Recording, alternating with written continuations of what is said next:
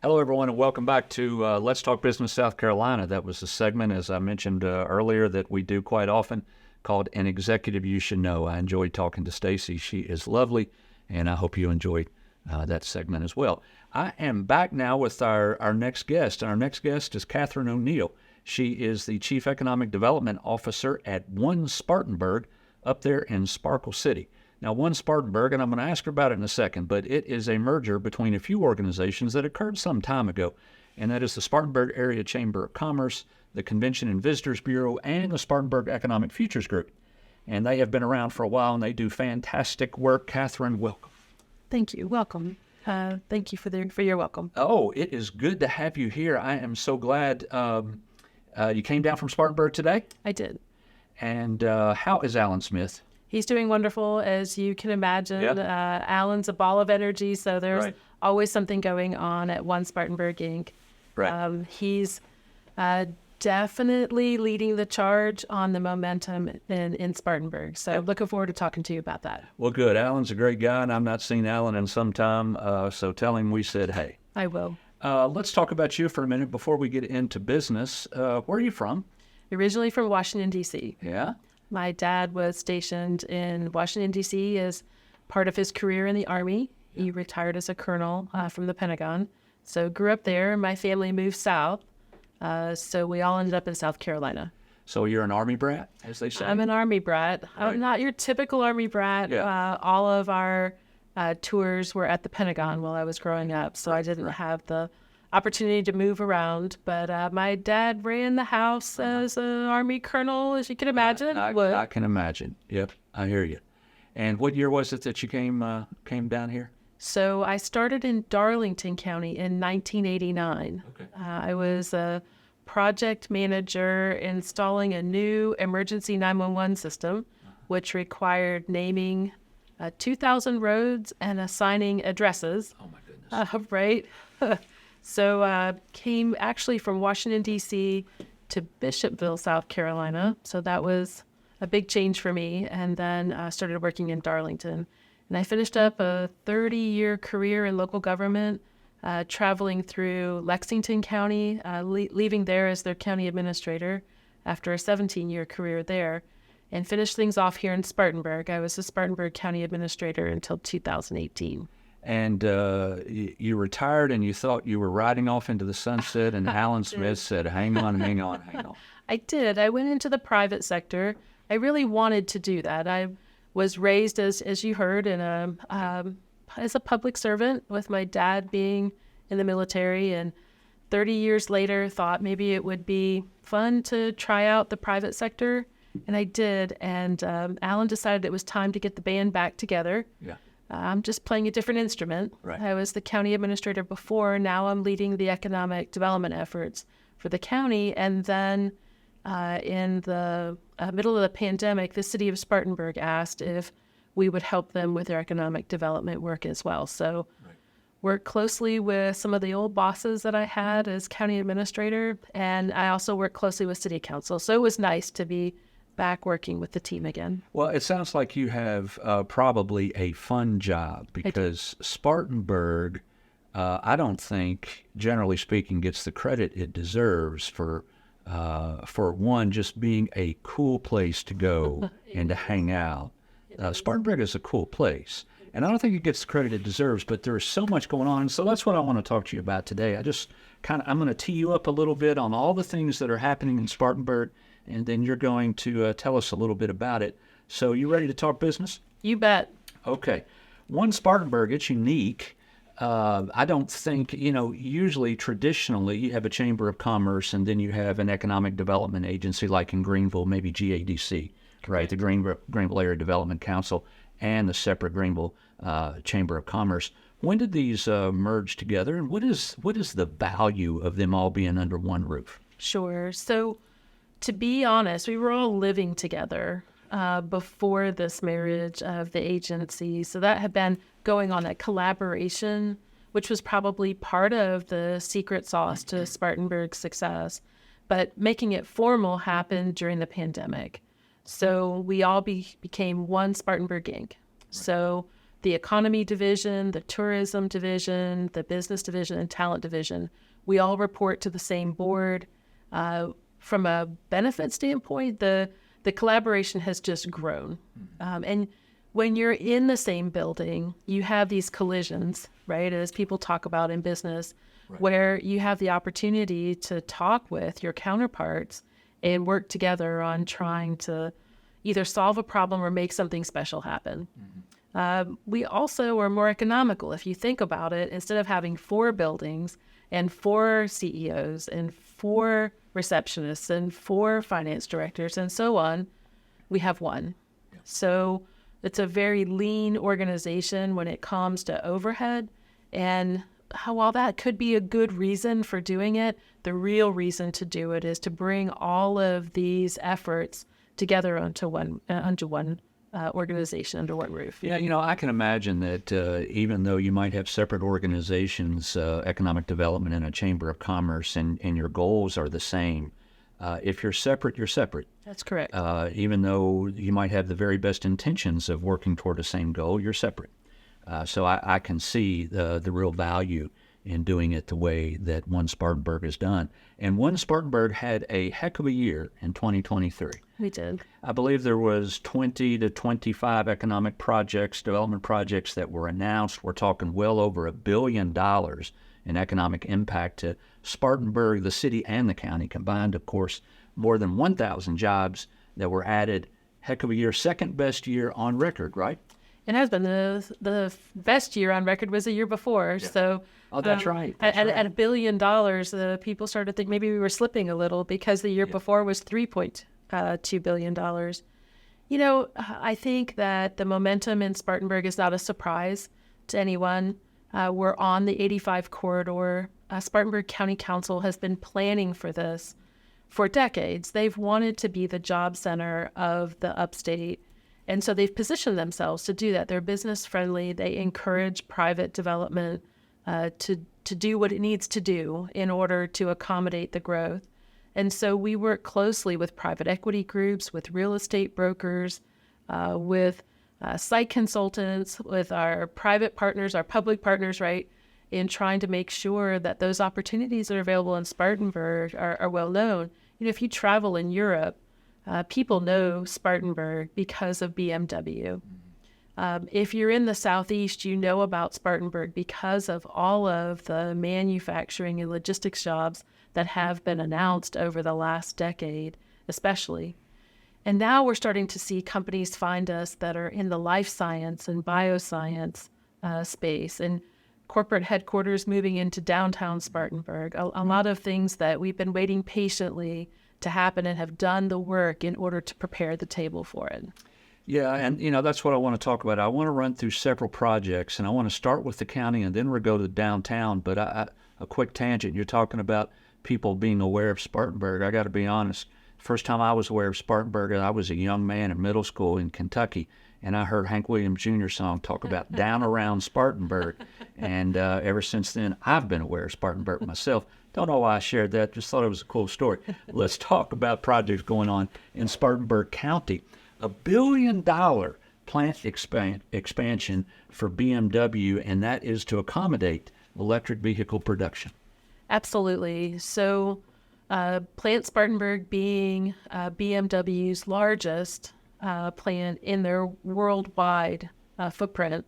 So very proud of that and very indicative of the success that BMW knew it would have in Spartanburg. I mean, we make things in the upstate. We make things in Spartanburg. We make things that are world class. And BMW believed in that, but now they know it. So $700 million of that, $1.7 billion is in the Woodruff plant, where it'll be the battery assembly plant on Highway 101. And if you haven't been there lately, it's worth going to see. It is such a busy site. They're going vertical now. You can actually see the outline of the building starting to take shape. And what a wonderful opportunity for the Woodruff community to bring these world-class jobs right into their community. And what a wonderful opportunity for BMW too, because as we know, where their plant is going in Woodruff is literally right down the street from Plant Spartanburg.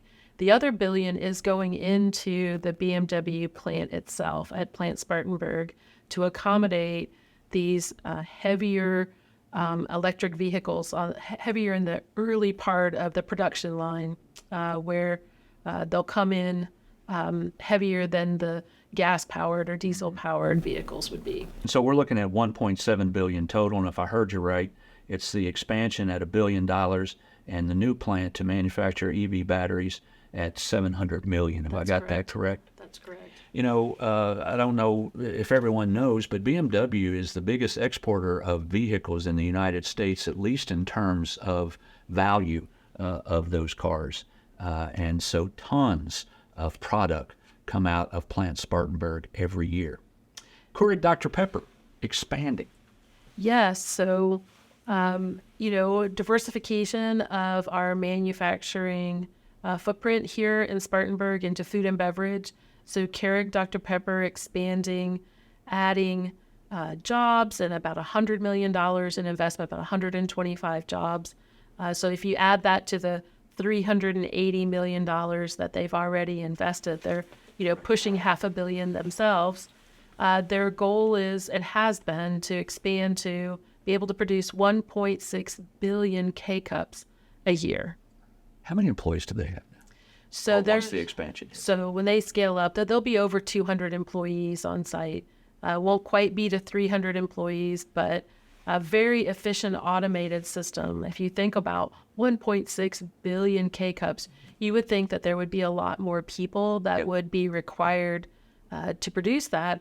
Right. And that's, really what we're seeing with manufacturing and with logistics. We're seeing a lot more automation and robotics and now AI into these manufacturing jobs. So this is not your grandparents' manufacturing anymore. Yeah. Lots of robotics involved, and making sure that the people who are there are really running that automation as opposed to as much into doing it themselves.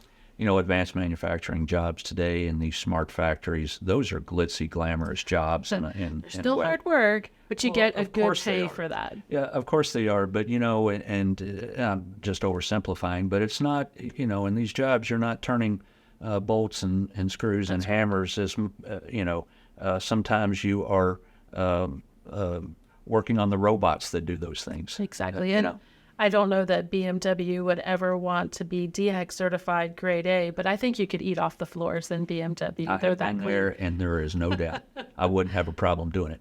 Converse Mill, the old Converse Mill, is being converted into lofts. It is, and what a wonderful opportunity to breathe life into that history of ours in textiles. Drayton Mill has been so successful. The redevelopment of Beaumont Mill, I could keep going. There's so many mills that are being redeveloped. They've actually started leasing up Converse Mill, which is an interesting location. It's between Spartanburg and Cowpens, for anyone who isn't familiar with where Converse Mill is. So on Highway 29. So kind of just past the New Spartanburg High School.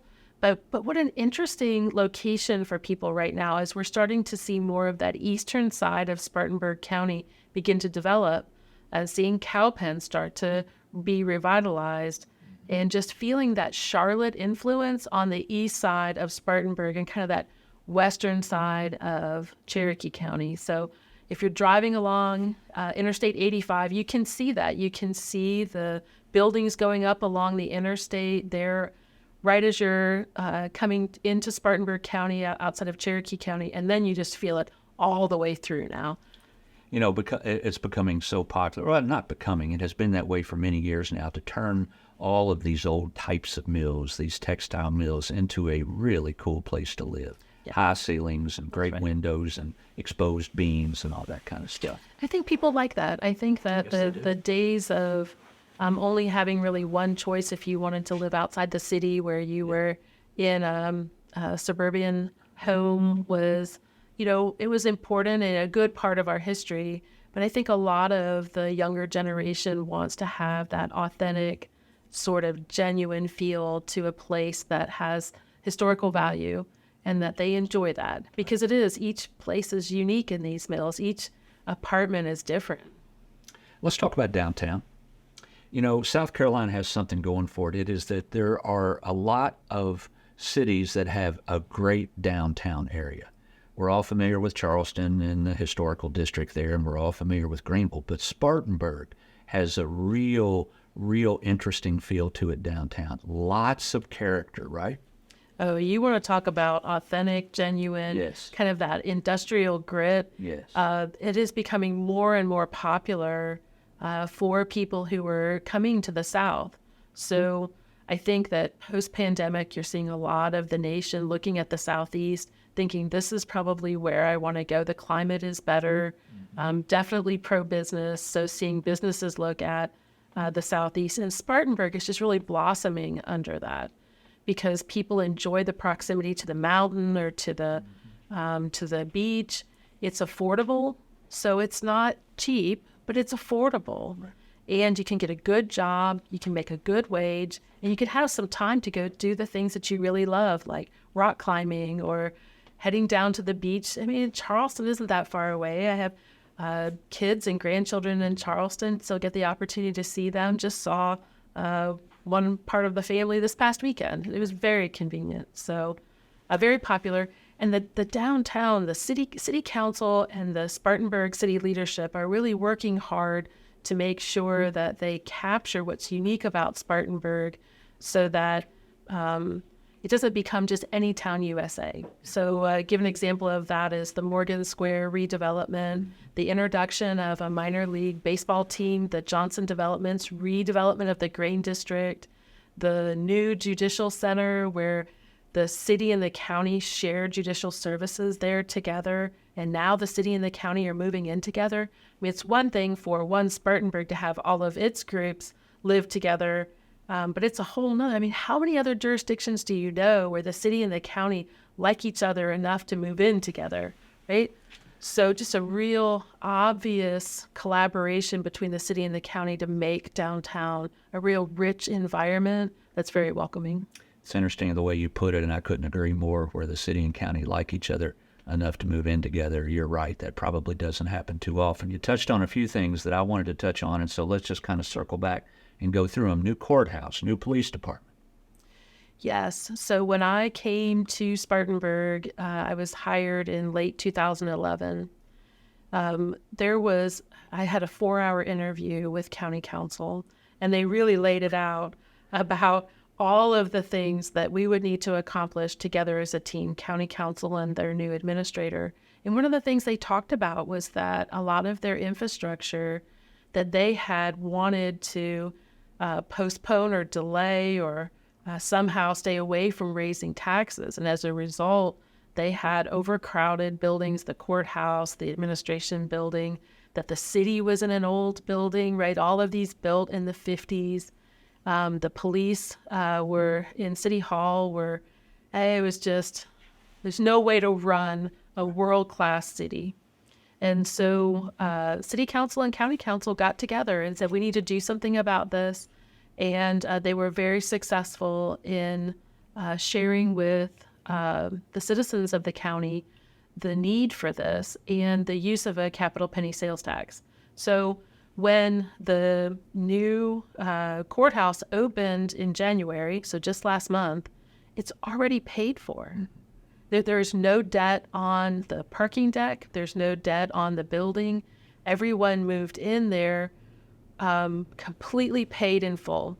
And the capital penny has already paid in advance for this new city-county government complex. So there'll be no debt on the taxpayers for either of those two buildings. And the new municipal police building, I can't wait to take a tour. We're scheduling that right now just to see the difference between what they had before in City Hall and what they have now. The county actually had enough money it was part of the referendum, to build a new emergency operations center. So the emergency operations center used to be in the basement of the old courthouse. And of course, if it was going to be demolished, then needed to have a new place for that as well. So now the county has a state-of-the-art emergency operations center, which is terrific to have all of this already paid for. It's already collected, debt paid in full. Are there other projects that the penny tax is going to cover as we move forward? So what the way that the original referendum that passed in 2017 was to take care of a new judicial center and the parking garage that went with it, the new city-county government complex, the new police station, and the new emergency operations center. Any money that was left over from that, county council committed to put towards road infrastructure, which is what they will do once the city-county government complex is built. Alan, my boss, Alan Smith, and my successor as county administrator, Cole Alverson, they were able to go out and explain to the public that there was really another layer of public improvements that were absolutely necessary in the county, and that was improvements to the road system. So that penny that was set to expire here in May of this year will now turn into a new penny for 6 more years to go towards roads infrastructure, the road and drainage infrastructure. And that's really important because, again, the county has been so careful to not raise property taxes. And now in looking back, it was so wise of them not to do that, because if you can have a capital penny sales tax where 35% of the penny that is on this capital penny sales tax is paid for people who don't even live here, right? So how wise was that? And I'm answering the question for you. I mean, it was extremely wise for county council to use this mechanism to pay for its infrastructure. Yeah, there are lots of wonderful things about South Carolina, and we all know that. But one thing that is not so wonderful, and I think we'll all admit it, is our roads. And we need help with the roads. So it appears that you all have done a good job of accomplishing that as we move through the next 6 years. You know, another thing that is, we talked about turning these old mills into residential areas. Another thing that has gained in popularity over the last decade or so is mixed-use projects. And you got some of those going on in the downtown area and out and about. Tell me about it. Sure. So the Johnson redevelopment of the Grain District will include multifamily housing. It will include retail, Class A office. So that in itself will be a mixed-use complex and a real draw to downtown, and so beneficial. I mean, so many towns wait 20 years to build out an entire district, and here the Johnsons are going to do that in a matter of years. So really wonderful. City Hall, where this current City Hall is, they're getting ready to start demolition of City Hall to make way for another public-private partnership that will include mixed use. So the city-county government complex will be part of that redevelopment of that city block. But a group that the city and the county chose out of Indiana, Barrett and Stokely, will be developing a mixed-use wrap around the parking deck that will be supporting the city-county government complex and the private development. So that'll be a wonderful redevelopment of that city block. And just past that, you have the planetarium that's being redeveloped, which is on the backside of 2 other mixed-use developments. So 111 Main is being redeveloped by John Bachnight and Andrew Babb. So they'll put in a little less than 30 new multifamily housing units, but they have retail, restaurant, commercial, and office offerings in that same building. So that's at 111 Main.